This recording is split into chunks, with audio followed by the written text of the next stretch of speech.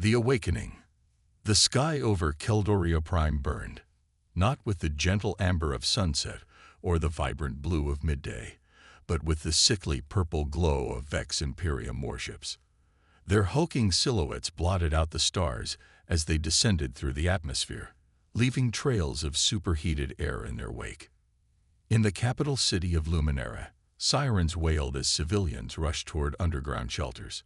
Buildings crumbled under precision strikes from orbit, sending plumes of dust and debris into the already darkening sky. The once proud crystalline spires that had defined the skyline for centuries were reduced to glittering rubble in minutes. Commander Thela Ven stood at the central defense console, her normally silver skin now ashen with exhaustion. Her four arms moved rapidly across the holographic interface, trying desperately to coordinate what remained of Keldoria's planetary defenses. "Status report," she demanded, not looking up from the console. Her second-in-command, Lieutenant Maris, approached with visible reluctance. "The northern shield grid has failed completely. Eastern and western grids at 30% capacity. The southern continent is gone." Thela's hands froze mid-gesture to find gone. Orbital bombardment targeted their geothermal stabilizers. "The continent is breaking apart." Maris's voice cracked. 2 billion souls, Commander. Just gone. Around them, the command center bustled with frantic activity. Officers shouted contradictory orders. Medical teams rushed to treat those wounded by the periodic quakes that rocked the underground facility. On the main view screen, feeds from surface cameras showed the methodical destruction of everything the Keldorians had built over 10,000 years of civilization. "Why?" Thela whispered. "We pose no threat. We have no strategic value to them. We weren't even expanding beyond our system." Maris had no answer. The Vex Imperium needed none. In the 50 years since they had emerged from the galactic rim, they had systematically conquered or destroyed 17 species. No negotiations, no terms offered, just annihilation or subjugation. A violent tremor shook the command center, causing ceiling panels to crash onto consoles below. Sparks showered from ruptured power conduits. "Commander," a young communications officer called out. "Central defense grid has fallen. They're landing ground forces in the capital district." Thela closed all four of her eyes briefly. This was it. The end of her people was measured now in hours, not days. "Get me Elder Corvus," she said, straightening her spine with the last reserves of her dignity. Within minutes, the wizened face of Elder Corvus appeared on a private communication screen. The eldest of the Keldorian High Council looked as if he had aged decades in the 3 days since the invasion began. "Commander Ven," he acknowledged, his voice thin with fatigue. "I assume this means our final defenses have failed." "Yes, Elder. Ground forces are deploying in the capital. We can delay them, but we cannot stop them." Corvus nodded slowly. "Then it is time. Bring your most trusted officers and come to the ancestral vault immediately." Thela frowned. "Elder, with respect, my place is coordinating our remaining forces." "To what end, Commander?" "To buy minutes instead of seconds." Corvus leaned closer to the screen. "There may yet be a way to save what remains of our people, but we must act now. The vault. Immediately." The transmission ended before she could respond. Thela looked around at the chaos of the command center, at the brave Keldorians fighting a hopeless battle, and made her decision. "Maris, Ikala, Zin with me," she ordered, selecting her 3 most senior officers. "Captain Threll has command until I return." 20 minutes and several close encounters with Vex patrols later, Thela and her officers arrived at an unremarkable stone building nestled between the ruins of what had once been Luminera's most prestigious university. Unlike the sleek, crystalline architecture that dominated most Keldorian structures, the ancestral vault was built of plain gray stone, so ancient that it predated the modern Keldorian civilization.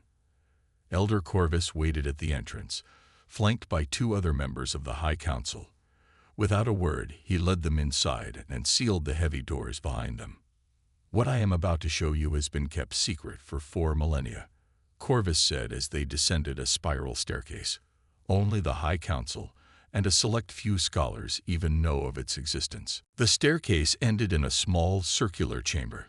At its center stood a pedestal supporting a device unlike anything Thela had ever seen. It was a perfect black cube, approximately 1 meter on each side, with no visible seams or markings. It seemed to absorb the light around it. "What is it?" Lieutenant Ikala whispered, her scientific curiosity momentarily overriding the dire circumstances. "We call it the beacon," Corvus replied. "It was left here 4,183 standard years ago by representatives of a species known as humans." Thela blinked in surprise. "Humans? They're a myth. Spacefarer legends." "No, Commander. They were very real. Once they dominated this sector of the galaxy. Their technology, their military prowess, their sheer adaptability made them unmatched among all known species." Corvus placed a wrinkled hand on the black cube. Then, suddenly, they withdrew.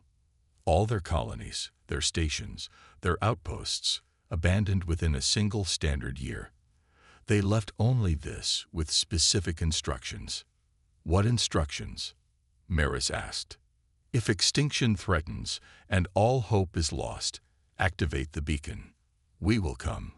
Corvus recited the words like a prayer. "For thousands of years, we have preserved this artifact, though many came to believe it was merely a relic of a species long extinct, or perhaps a cosmic practical joke." Another tremor shook the chamber, stronger than before. Dust rained from the ceiling. "And how exactly do we activate it?" Thela asked, fighting to keep her balance. "That, we don't know for certain. The instructions were preserved, but the method was lost to time." Corvus admitted, "Our best scholars believe it responds to desperate need, to genuine existential threat." Thela stared at the black cube with a mixture of hope and skepticism. "With respect, Elder, we're placing our final hope in a device we don't know how to use, to call a species that may no longer exist." "What alternative would you suggest, Commander?" Corvus asked softly. Before she could answer, the ground heaved violently. The sound of distant explosions penetrated even the thick walls of the vault. "They've breached the underground shelters," Zinn reported grimly, checking a portable scanner. "Civilian casualties. Massive." Thela looked from the scanner to the beacon and back again. With sudden resolve, she stepped forward and placed all 4 of her hands on the black cube. "If anyone is listening," she said, her voice clear and strong despite the hopelessness of their situation, "the Keldorian people face extinction. We call for aid in our darkest hour. We call for the humans." For a moment, nothing happened. Then, slowly, lines of blue light began to appear on the cube's surface. Geometric patterns that grew increasingly complex. A low hum filled the chamber, building in intensity until they could feel it in their bones. The cube rose from its pedestal, hovering in midair, spinning faster and faster until it was a blur of black and blue. Suddenly, it shot upward, passing impossibly through the solid stone ceiling without leaving a mark. In orbit, beyond the Vex Imperium fleet, the cube emerged into space. It hung motionless for a brief moment, then exploded in a burst of blue-white energy that expanded outward at faster than light speeds, a signal racing across the stars toward an unknown destination. On the bridge of the Vex command ship, Supreme Commander Drokath watched impassively as his forces methodically reduced the Keldorian civilization to ashes. The insectoid commander's compound eyes reflected the destruction displayed on the view screens without emotion. "Curious energy signature detected," Supreme Commander reported a sensor officer. "Origin: planetary surface. Nature: unknown. It appears to be some form of faster-than-light communication burst." "Destination?" Drokath asked, mandibles clicking in mild interest. "Unknown, Supreme Commander. Signal trajectory suggests the Kale sector." Drokath's antennae twitched dismissively. "Irrelevant. The Kale sector has been uninhabited for millennia." Continue the cleansing operation. Far away at the edge of the galaxy, the signal raced toward a nondescript brown dwarf star orbited by a single unremarkable planet. Sensors hidden among the planet's rings detected the approaching transmission and awakened dormant systems buried beneath the surface. Deep inside a mountain on the planet's northern continent, in a facility carved from the living rock, alarms sounded. In the central command chamber, General Elena Hernandez was pulled from a deep sleep by the insistent beeping of her personal communicator. "Hernandez," she answered groggily, checking the time display.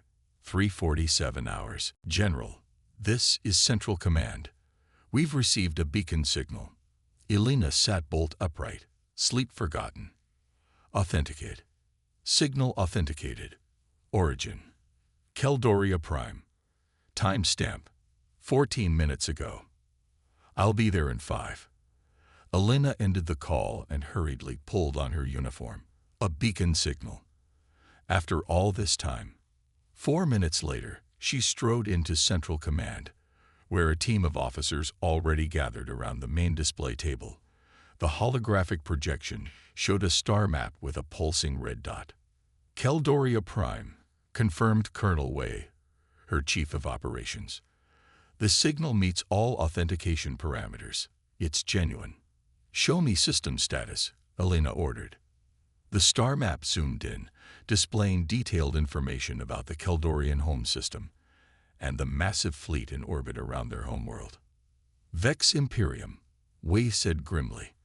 "They emerged from the galactic rim about 50 standard years ago. Highly aggressive, technologically advanced. They've systematically conquered or exterminated 17 species so far." Elena studied the tactical display, her expression hardening. "And we just sat by and let this happen." "The withdrawal directive has been absolute, General," White reminded her.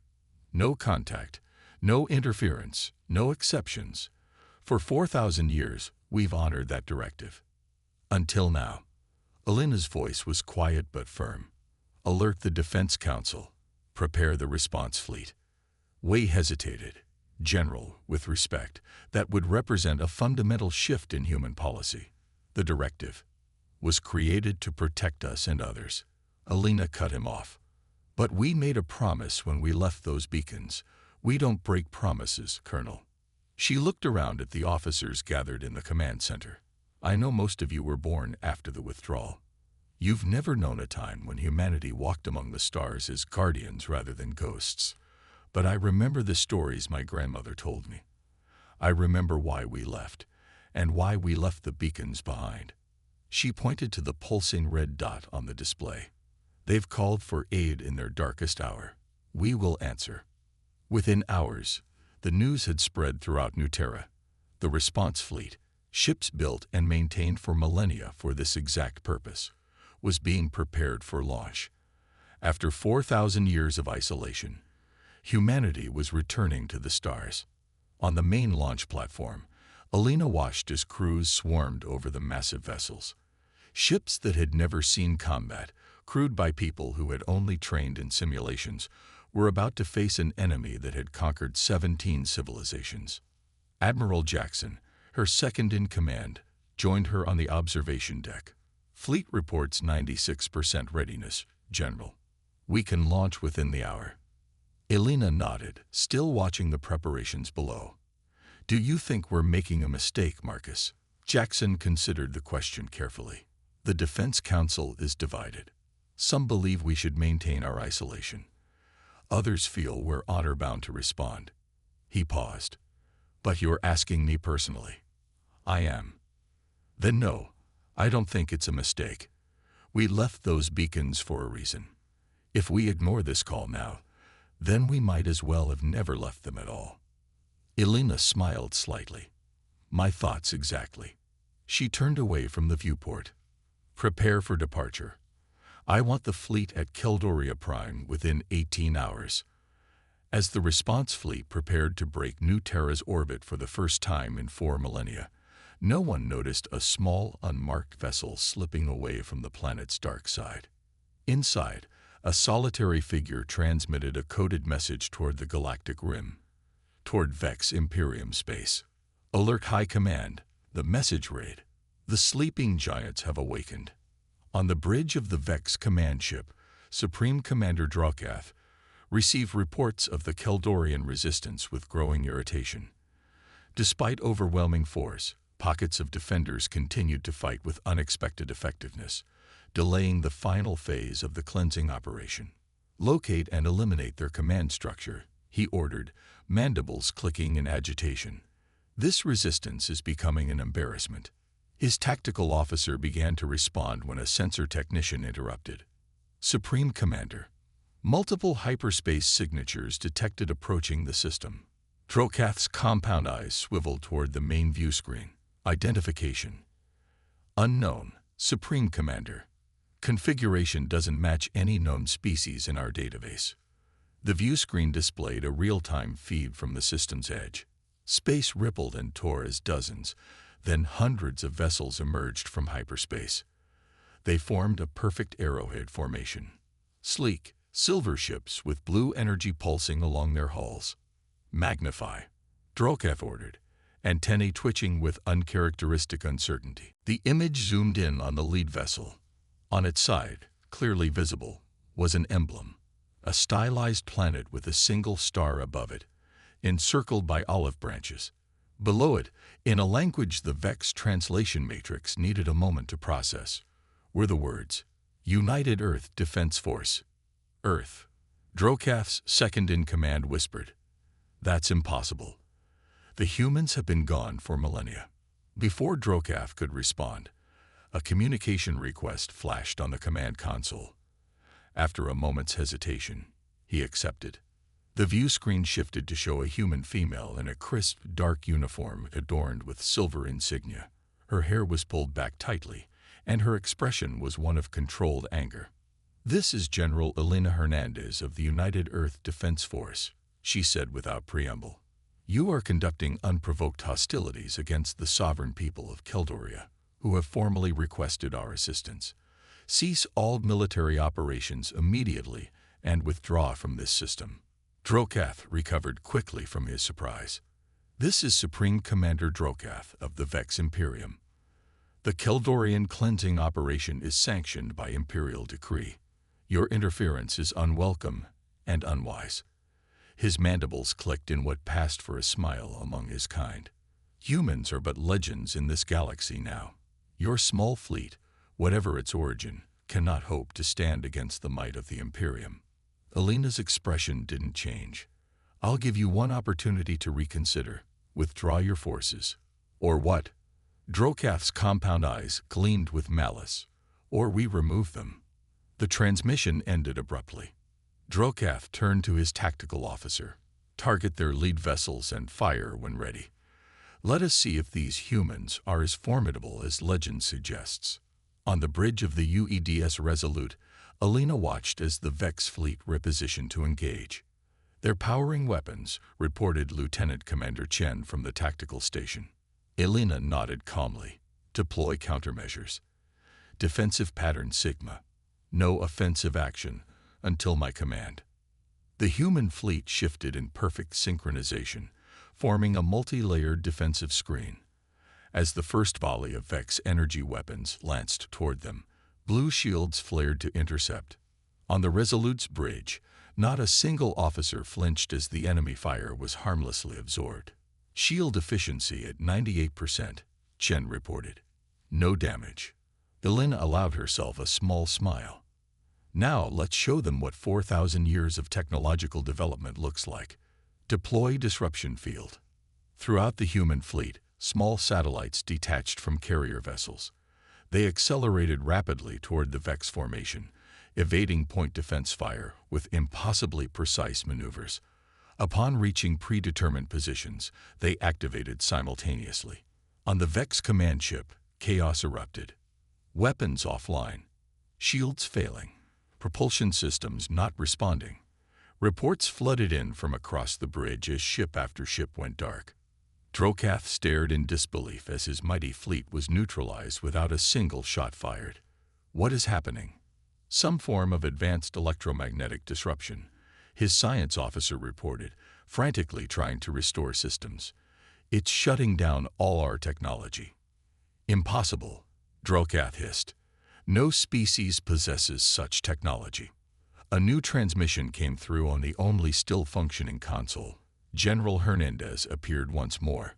As you can see, Supreme Commander, your assessment of our capabilities was flawed, she said. Your ships are now disabled. Your ground forces are cut off. I'll repeat my offer. Withdraw from this system immediately. Drokath's mandibles clicked rapidly in agitation. Even if I wish to comply, you have disabled our ships. We cannot withdraw. Oh, that. Elena raised an eyebrow. That's temporary. A demonstration. In exactly 30 seconds, your primary systems will reactivate. You'll have propulsion and life support, but not weapons. Enough to take your fleet and leave. True to her word, half a minute later, the lights on the Vex command ship flickered back to life. Basic systems came online, but weapons and advanced shields remained offline. Drokath's compound eyes narrowed as he considered his options. With weapons disabled and faced with technology clearly superior to his own, the tactical choice was obvious. Retreat and return with reinforcements. Yet surrender, even temporary, was anathema to the Vex Imperium. Supreme Commander, his tactical officer spoke quietly. Long-range communications are detecting massive hyperspace signatures approaching from the galactic core. Analysis suggests more human vessels. Many more. Drokath's antennae drooped slightly. Begin withdrawal procedures. All ships, all ground forces. Immediate extraction. Across Keldoria Prime, bewildered Vex ground troops suddenly found themselves receiving retreat orders. Their weapons had mysteriously ceased functioning minutes earlier, leaving them vulnerable to the Keldorian defenders they had been systematically eliminating. In the ruins of Luminara, Commander Thela Ven watched in astonished silence as Vex dropships descended to extract their forces. The invaders who had seemed unstoppable mere hours ago were now fleeing in disarray. Commander, Lieutenant Maris called, pointing skyward. Thela looked up to see new ships entering the atmosphere, sleek vessels unlike the bulky Vex craft. They descended with precision, landing in clear areas among the ruins. Hatches opened, and figures emerged.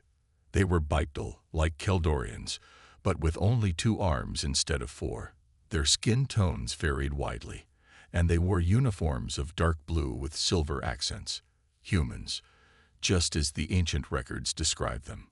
One figure approached Thela directly, a female with dark hair pulled back tightly. She stopped a respectful distance away and offered a slight bow. Commander Ven, I'm General Elena Hernandez of the United Earth Defense Force. We received your distress signal. Thela found herself momentarily speechless. Finally, she managed, you came. After 4,000 years, you actually came. Elena nodded, her expression softening slightly. We made a promise. We keep our promises. In orbit above Keldoria Prime, the Vex fleet retreated under the watchful eyes of the human vessels. Supreme Commander Drokath stood rigid on his bridge, compound eyes fixed on the viewscreen, showing the human fleet growing smaller as his ships withdrew. Set course for Imperial space, he ordered, voice tight with suppressed rage. And prepare a full report for the High Council. They must know the humans have returned. 3 days later, in the partially restored council chamber of Luminara, representatives of the Keldorian government met with the human delegation.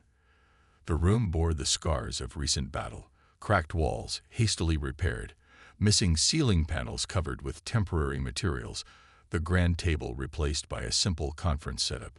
Elder Corvus, who had aged visibly during the invasion, addressed the assembled group. On behalf of all Keldorians, I extend our deepest gratitude to our human friends. Without your intervention, our civilization would now be extinct. General Hernandez nodded in acknowledgement. We only regret we couldn't arrive sooner.